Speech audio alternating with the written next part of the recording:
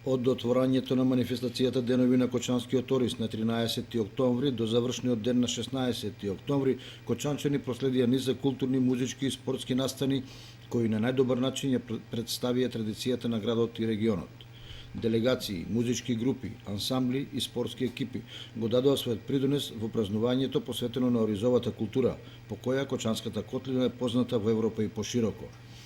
Зажнејувањето во оризовите полиња беше круна на манифестацијата, која ја гледа, фотографираа и снимаа гостите од Украина, Унгарија, Словенија, Србија, Бугарија, Хрватска и Романија. Најпрво жетварските убавици ги зажнеја првите ракатки за да ја символизираат младоста како продолжувач на традицијата. За потоа фолклористите од Сдруженијето на пензионерите да ги покажат вештините на жнењето со срп, собирањето на полози, врзувањето и транспортот до гумното завршидба. Тука во нивите, во традиционалната жетварска атмосфера, градоначалникот Радко Димитровски изјави: По 25 пат општината Кочани го слави празникот на белото злато, деновите на Кочанскиот Орис. Денешното формално зажнејување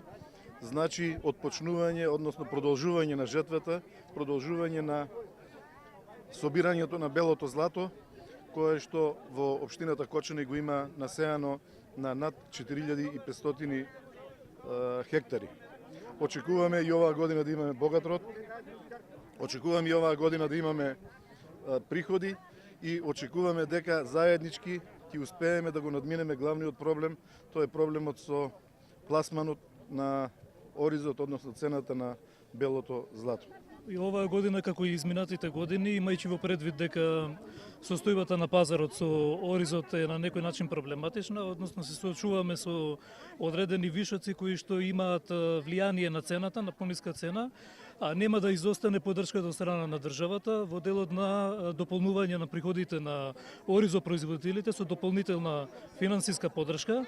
А како што беше и до сега, нели, и по површина и по килограм откупен ориз, меѓутоа паралелно заедно и со локалната самоуправа, со градоначалникот, со сите структури во владата, ги разгледуваме сите можности кои што стојат на располагање и со дополнителни мерки да се овозможи подобар пласман на вишокот на оризот, за да цената дојде на нивото на кое што ќе биде